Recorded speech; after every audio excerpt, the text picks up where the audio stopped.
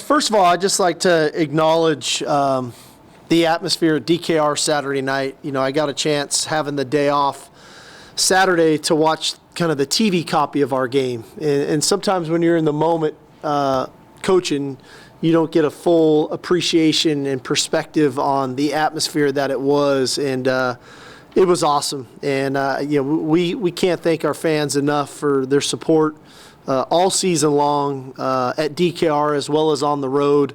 But that was a great night and a very cool send-off for our seniors. I thought it was a great moment for them to get acknowledged in pregame and to have that moment in front of that crowd, something that will be with them for a lifetime. So, again, I can't thank all of our supporters enough. Looking forward to seeing everybody in Arlington here Saturday for a great showing and a great turnout of Burnt Orange in the stands. I think the other thing I'd like to hit on is, congratulate, but also wish the best of luck to the teams in the high school state playoffs and coaches that are still going right now. I know we got a couple weeks ago till the state championship, but what a journey for those teams to make it to this point.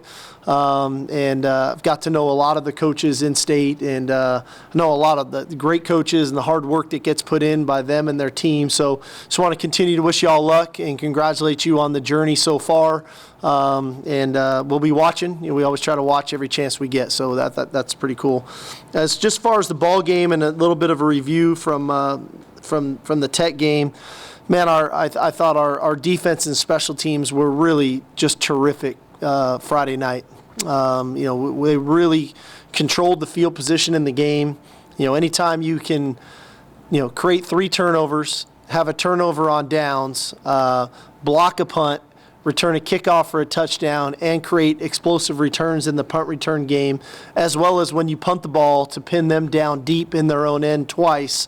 That's controlling the field position in the game. And quite frankly, the one drive that they did have for the touchdown was when they got the one kick return that got out across the 50. They got the short field and scored. So we see the value in field position that way. So that was huge. I thought the run game was fantastic the other night. Having our third rusher this year go for over 100 yards in Jaden Blue, I think just continues to show the depth in that running back room. And I thought we saw, again, more glimpses of Savion Red as well as, a young Trey Wisner. He's been doing great things for us on special teams, but to see him run the ball was huge. And so, again, I think our versatility showed up as a team. Friday night, we can win games a lot of different ways, and we're very complimentary of each side of the ball, and special teams of working well together. And I think that's one thing about our team that I'm excited about, that I continue to praise us for, is the fact that we can win games a lot of different ways, and our style of play can travel because whatever's needed for that game, we're more than capable of playing that style of game and being effective. I think it was also great that a lot of young guys got to play. Like I said, that 2 offensive line that was in there for a heck of a drive. We get the ball at our own 9-yard line. We go 91 yards in 8 minutes, cap it off with a touchdown run by Trey Wisner.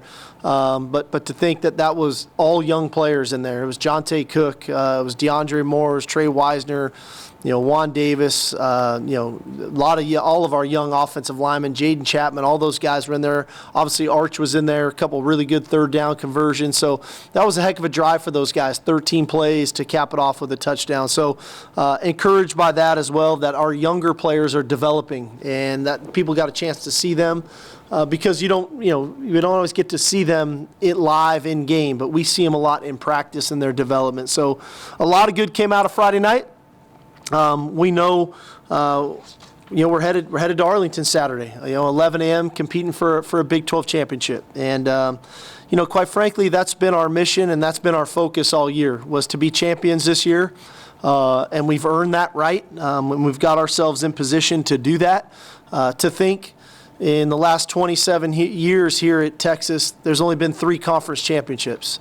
And so we don't take this lightly. We know the challenge that it is to, A, make it to the game, and then, B, to ultimately win that game. So to be the 4th team to do it here in 27 years would be a heck of a deal if we could get it done. but we also know it's a great challenge. Oklahoma State's a very good football team. I got a ton of respect for Coach Gundy and what he's been able to do this year. After kind of getting out to a 2-2 start, making kind of a philosophical change, especially offensively, to go 7-1 in their last 8 games.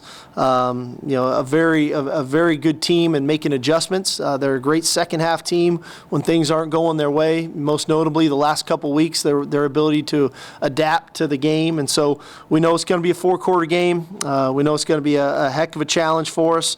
But I think our guys are up for the challenge. The one thing with this group that I'm coming to find out is it's kind of business as usual. You walk in, you don't feel something different in the air in the sense of, the guys are focused and they want to be dialed into the plan, but it's kind of business as usual. So that's how the week will go, and it won't be any different from a travel perspective and things of that nature. So looking forward to it. Just a little bit of an injury update. Watts and Austin Jordan will be questionable here for Saturday. Xavier will be good to go, and Malik Murphy practiced today as well. So feel good about those 2 guys. Raise your hand if you have a question. We'll start with Joe on the right.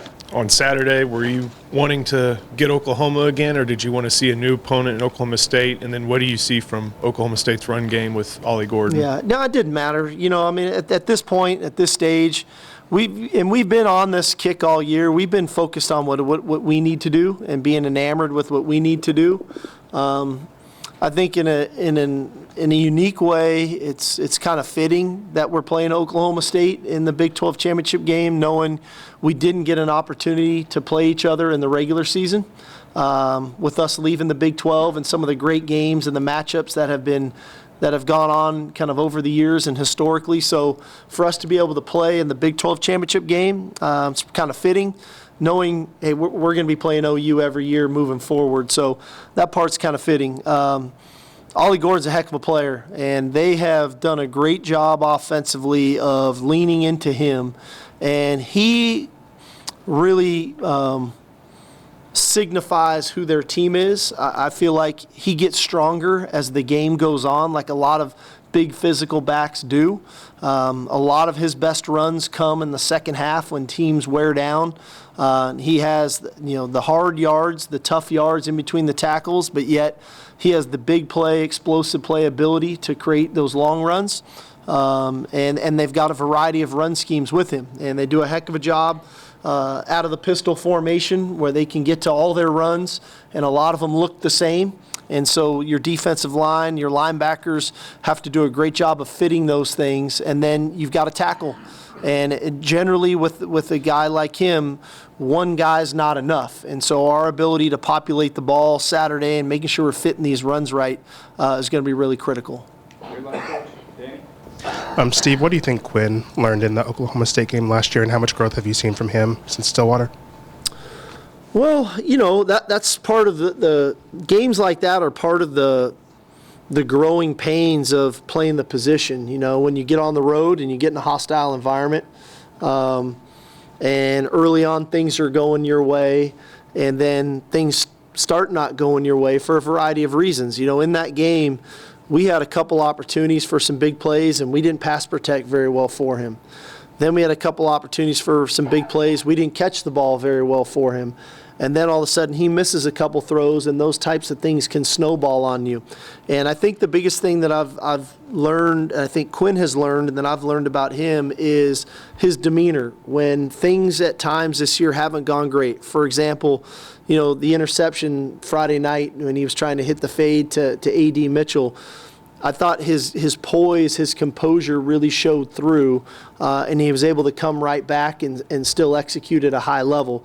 A year ago, it might have been more of a challenge to rebound from that type of a play, but I think that he's learning how to respond to those things, to learn from them, and then put them to the side, and then focus on the next task, the next play, and what's asked of him. So I think there's a mental maturity side from him that you're just seeing a lot of growth, a lot of maturity. Stay over here on the left, Thomas. Hey, Coach, Muhammad had to step into the game early with Ryan going out. How has he developed over the course of the season, and what kind of style of cornerback does he play best? You know what I mean, pressing? Yeah. Or Well, I think Manny Muhammad has played a good amount of football for us this year. I think we've done a good job of trying to rotate that secondary, whether it's the safeties or the corners, and making sure a lot of guys are playing and getting their opportunities to play. I think the one thing that Manny has is I think he's got a really high football IQ.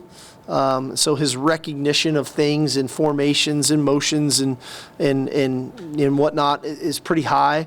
I think 2, he's a highly competitive guy. And I think 3, he provides a lot of competitive spirit. He plays the game with some emotion. And, I think inevitably for him, when he can play at the line of scrimmage and he can play a physical brand of football, I think that's best suited to him. But he can play off, he can play zone, he can do all of that. But what I've liked about it is just his growth. And I know we've talked a lot of times about some other true freshmen on defense, Anthony Hill, Derek Williams, but Manny Muhammad has steadily improved as the season's gone on, and we're seeing a pretty good version of him right now. Stay over here. Jeff? DJ Campbell, whether it's as a player or as a person, what have you learned about him since he's been here on campus? Yeah, I love DJ Campbell. He's, as a coach, naturally you have connections with different players and some a little better than others. I have a really cool relationship with DJ. I really love that kid. He for as big and as burly and as nasty as he is when he plays, he has got this kid-like humor about him off the field where he really has a lot of fun in and around the building, even on the field. He's the one lineman. We joke with him all the time. He dresses like a wide receiver when he comes to practice. He's got tights and wristbands and all the stuff on, and when the music plays, he's the one dancing of the linemen. So he's got a very playful nature about him. And in turn, he's got a great connection with his teammates. I think that he really relates well with just about everybody. But to his credit, man, he's improved a ton, which is difficult. I talk about this a lot. Like, these guys come in that are the 5 stars, and they're not starting as true freshmen. And the first question, what's wrong with him? There's nothing wrong with him. Everybody's got at a different stage of their development. To his credit of really buying into Coach Flood and the work that he's put in, he's earned himself an opportunity to be a starter for us this year. He's played some really good football for us. He's had some learning moments to learn from to get better. But the one thing that he possesses is a physical mentality and a physical nature in which he plays the position, which I think plays into the hand in our style of play. I think he fits beautifully in that. But I'm really proud of him and the work that he's put in, not only becoming the player that he's become, but I've really seen the maturity and still keeping that playful side that he has off the field as well. So I'm just happy for kind of his growth and where he's at. In the middle, Dennis? Coach, you said you watched some football like usual Saturday, or like you were able to. How did you experience all these CFP contenders getting so close to being upset but not? And do you still consider yourself a true CFP contender? Why wouldn't I? Okay, that's a better answer, and I'll move on to the next one. Okay, so I was exhausted by the end of Saturday. I really was a fan. I came in early Saturday morning to watch the tape and to get a lot of the kind of the paperwork stuff done coming out of our ball game, and then I just started to become a college football fan like I am. I didn't have to change. I mean, I loved watching some great games, and there was fantastic games Saturday. But by the end of it, when it was Pac-12 after dark, that little bit of the Pac-12 in me growing up in California, I tuned into the UCLA Cal game that night. I was thinking to myself, man, I'm exhausted. I don't know how you guys do it every Saturday. I only have to worry about one game. You all have to worry about a ton of games. But great games, great teams. You could see the grit and perseverance in some teams that got kind of pushed to the brink. And a lot of teams found a way to win games. A couple teams didn't. And now here we go into the next weekend. And what is this all going to look like? So I don't know why I wouldn't think we're a college football playoff contender. We'll talk more about that, I'm sure, after the game Saturday. But we're in great position. But what I also know is we have to take care of our business, like I touched on Friday. We've got a huge game in front of us here Saturday, and there is no college football playoff talk if we don't play really good Saturday and try to find a way to win that game. And if that happens, then there's another discussion to be had. But a lot of people got to play. A lot of good teams got to play one another. And, the dust, like I say all the time to the team, the dust's going to settle where it's supposed to. So we'll see what happens. Middle pop. Before the year started, obviously the running back room was a little bit of the question mark on offense. To see what Jonathan Brooks did, and then he goes down, and then Friday night your fifth and sixth string running backs have 132 yards and a touchdown. How far has that room come in just such a short amount of time? Yeah, we anytime you lose two NFL players at one position in the same year, and the experience that Bijan and Roschon had, quite frankly, it had been almost 3 full years of those guys really carrying the load, and definitely the 2 years since that I was here with them, where they really carried the load, and Jonathan kind of got his runs sparingly in there. There's going to be some question marks, and because you don't really know until there's live bullets. And it's been a unique year at that position for us in that, CJ started the year. Jonathan comes in when CJ gets injured and has a fantastic season and arguably was going to go down as one of the great seasons ever here. And unfortunately, he gets injured. CJ gets healthy enough. He comes back. And has a fantastic game, at Iowa State. And last week it was Jaden Blue, and then here comes Savion Red, and here's Trey Wisner, and Keelan Robinson, along the way has 2 touchdowns. And so I think it just points to we try to recruit players that fit us systematically. I think there's a culture in that room that Coach Choice and Bijan and Roschon kind of have started, that all those other guys have bought into. That I think there's a real work ethic that those guys have, and belief that when their number's called, they can play at a high level.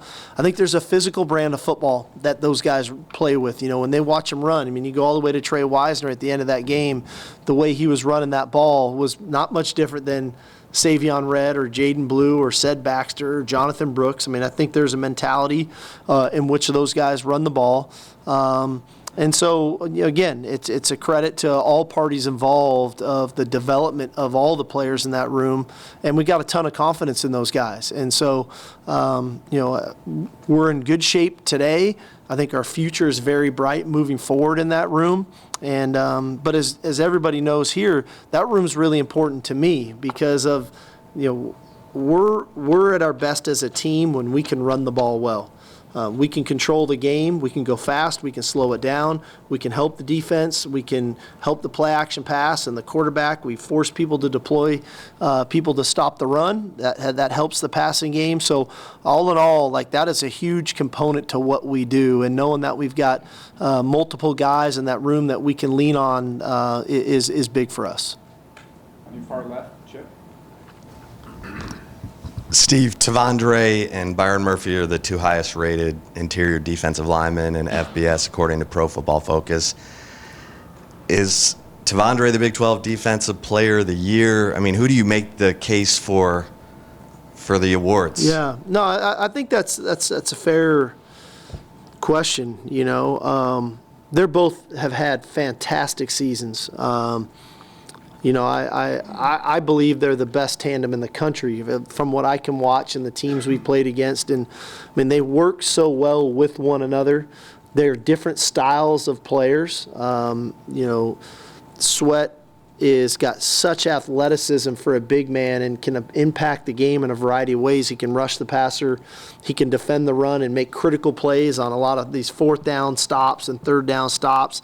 He gets his hands on the ball when he isn't able to get into the backfield, and he has got a lot of tips and batted balls. Where Murphy is such a penetrator, and he's such a bulldog. His effort is through the roof, and so I think they play really well off of one another. That quite frankly, I'm hopeful one of them is the Big 12 Defensive Player of the Year, and the other one is the Big 12 Defensive Lineman of the Year. And I think they're more than deserving of that. They have impacted our team in a way that, when you think about, we lead the nation on third down defense, we lead the nation in red zone defense, and those are two, really cool numbers to have when you talk about, defensive football, that nobody's better than us on third down, nobody's better than us at stopping people in the red area, and sometimes total defense can get a little skewed because yards are just yards, but are you stopping people on third down and getting them off the field? Are you stopping people from scoring touchdowns when they're in the red area? Those are big numbers. So I'm fired up for our defense, but I think a lot of that starts and ends with what we do up front on the interior defensive line, and that's Sweat and Murphy. So just fired up for those guys for the year that they've had so far. In the middle, Eric. Steve, obviously the season's far from over. You got at least 2 more ball games left, but you've talked about this team's ability to grow throughout the year and them having room to grow. Just want to ask, Steve, how do you feel you've grown as a coach throughout this year? Obviously, your first time, double-digit win season and room to grow, if any. Yeah, no, I mean, it's probably a fair question. I haven't, quite frankly, taken a lot of time to reflect on that. I always kind of do a self-audit at the end of every year. We kind of audit the entire organization, and I always start with me first, and then the coaches, and then our staff, and then kind of our operations, and then the players and the scheme, and you go through the whole thing. And so, I've enjoyed this season. I'll say that. I really feel connected to this team. I feel like that, at as much as I've been connected to the offense, there's a natural connection there, just being the play caller and things. I feel like my connection with our defensive players, my connection with our specialists has been one that's probably as good as it's been in my time as a head coach. I don't know that exactly, and I probably have players from my old teams thinking, no way, I'd agree. I don't know. But I do feel like there's a real connection with the players. We put a lot of time and effort into our culture, and with that, when you dig into your culture and when you dig into being vulnerable and transparent and having that connection with your players, there's probably a little more self-reflection along the way, because you want to make sure that you're conveying the things and acting in a way that is one that hopefully is emulating what you're talking about. And so, whether schematically I've been better or worse, or game management better or worse, I don't know. That stuff I'll audit at the end of the year. But from a connection standpoint, I feel very good about where I'm at with our team. But I'll say probably the most important thing is how much I've enjoyed this season and enjoyed being with our players every day. Like there's as a coach, when you get up and talk to your team, sometimes that can feel almost, I never want it to feel mundane or routine. I never want to get up there and sound like Charlie Brown's teacher, the want, where they don't hear me. And so I always want to make sure that I'm trying to provide a message to them that is tangible for us as a team playing on Saturday, but also somewhere in there that there's a lesson learned and a life lesson for growth. And I still, every time I get up to talk in front of our team, I still get these just natural little butterflies. Like that, what an unbelievable opportunity I have to stand up in front of a group of men that I'm trying to help influence them in their lives. And so I don't take that stuff lightly, and I've probably appreciated that more this year than ever, consistently throughout a year. It's easy the first speech of the season, but I'm talking about this morning, right? At 8 o'clock in the morning, how am I talking to those guys? What's the message? And am I capturing those guys in the room to where we're connected and we're cohesive in what we need to do? Over here on your left, Cedric. Hey, Steve, you've passionately advocated for your team all year when it comes to the CFP stuff, and you were watching football this weekend, and you're in the fight. I mean, you're pulling against these teams in front of you, obviously. How great is it to be in the position to be doing this and to be so close, maybe one win from actually getting there? I mean, it's awesome. One thing I talked to the team about today, actually on that point, was we didn't come this far just to come this far. And you know, there's more out there for us to accomplish. And that was a great celebration Friday night, but that wasn't the end, right? That was just another checkpoint in the journey. And so, you know, it's awesome. And to think about the rare air, you know, I mean, I'm in DKR every day. My office looks right into DKR. And to think in the last 27 years, there's only been 3 conference championships. And we're playing for one on Saturday where we can put our year up in that stadium forever.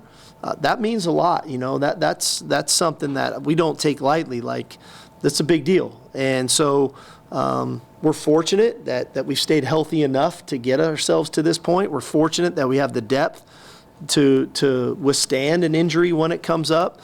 But in the end, like, to be in this discussion and to be playing for a conference championship, that's why I came here. You know, not every school do you really get these opportunities, you know, and I feel like these are one of the places where you can, but this doesn't have to be a one-time thing. This isn't, hey, this year we did it and I don't know what's going to happen in the next 5 or 10 years. If we can do it right, you know, I don't want to say it's routine, but hopefully it's a little bit more consistent where we are in these discussions, where we are competing for conference championships, that we have the pieces in place, not only from a roster management standpoint, but also a facility standpoint, a coaching staff standpoint, a support standpoint from administration, to where this is what Texas football is. And so it took a lot of hard work to get to this point. And so I try not to forget my first season here. I try not to forget some of the tough games, the tough locker room speeches, the tough press conferences, because that's a friendly reminder of how far we've come. And we should be proud of that. We should be proud of the work that we've put in to get ourselves to this point. Stay over here, Leah. Coach, we talked to your players last week and about building that culture, and they were saying y'all had Culture Wednesdays, I think, during the summer.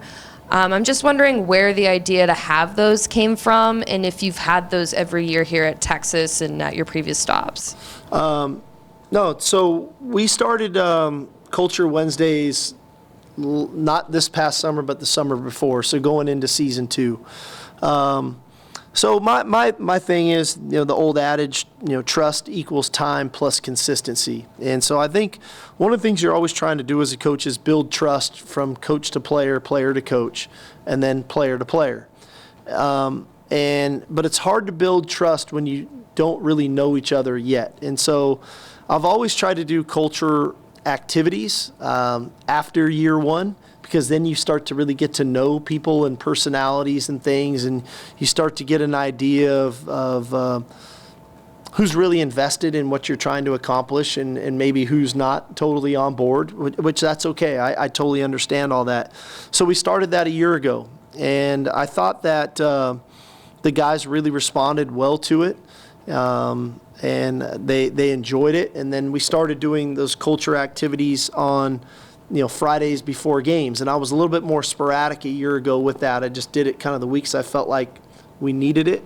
But coming out of the season last year, and in my exit meetings with the players, they all referenced those Culture Wednesdays. They all referenced those activities that we did about, you know, what was something that you really enjoyed this year and what would you like to see more of. They all wanted more of that.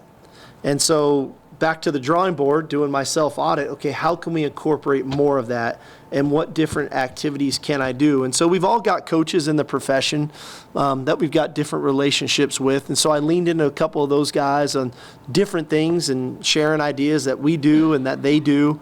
And so we really try to take it to another level this summer, and we've taken it to another level this fall. There's never a game when I don't do a culture activity Friday night, you know, before we go to the hotel or go get on a plane to go to a road game. And inevitably, it's forged a real connection because guys are really starting to know one another, and guys are sharing things with one another That takes courage, right? But also sharing things with one another that maybe they normally wouldn't.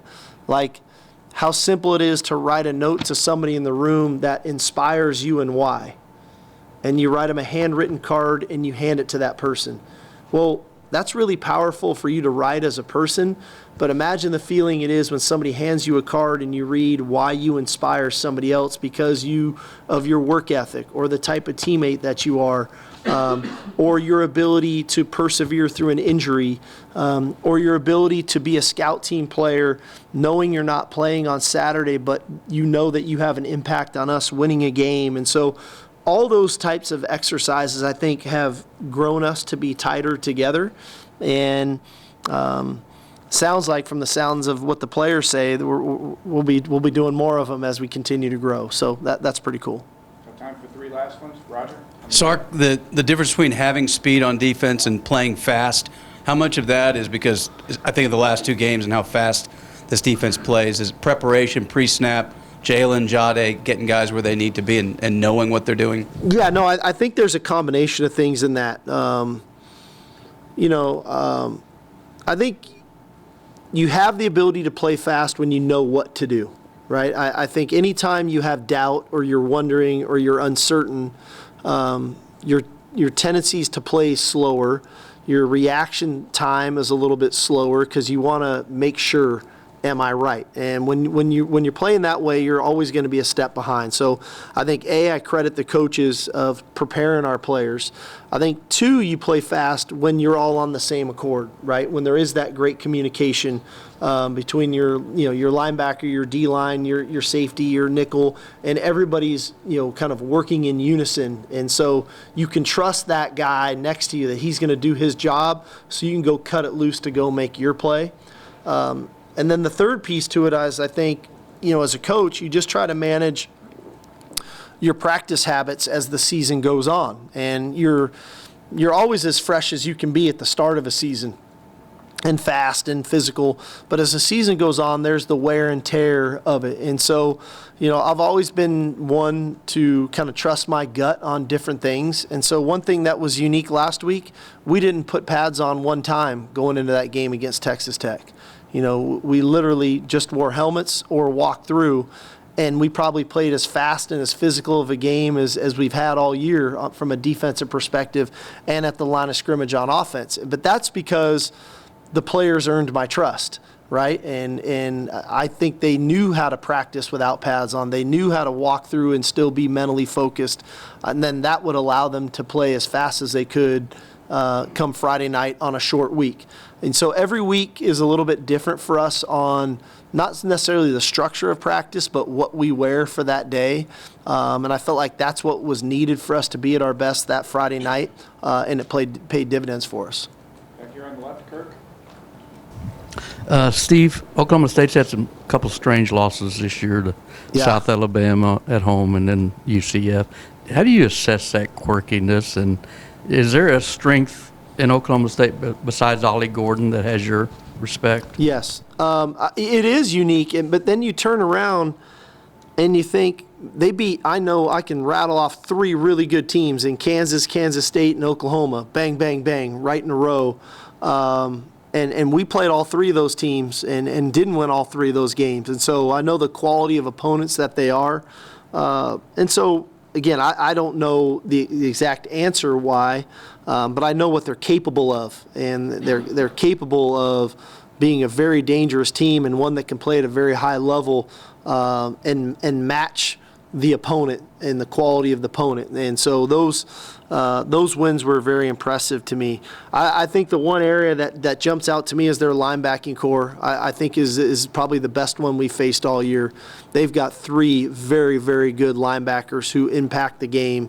They rush the quarterback extremely well. They tackle really well. They force turnovers really well. They fly around the field. Those 3 guys, Oliver, Benson, Martin, they're big-time players, and everything they do defensively kind of is structured around those 3 guys impacting the game. So very impressed by them. Last one on the right, Omar. Coach, you're kind of in a tough situation where you're preparing for the Big 12 championship, but the portal opens up next Monday. You guys have done a really good job of obviously finding key pieces in the portal, like an Adonai, Keelan, Ryan Watts. So how do you approach that, knowing that those guys who might be able to help your team next year, but you still have guys that you got to figure out their futures right now? Yeah, no, I think first of all, our focus is on Saturday. I love the idea that I can compartmentalize some stuff, but this needs all of our undivided attention here going into the ball game Saturday. We have a personnel department that will be monitoring the portal as guys enter. I think we have a pretty good idea of understanding of where we're going to potentially have some depth concerns at a couple positions that we'll monitor. And if a player goes in, then we'll start the evaluation process. And that's the physical ability that they have, scheme fit to what we do, and then the character fit to our culture. And those are three key components to evaluating players in the portal.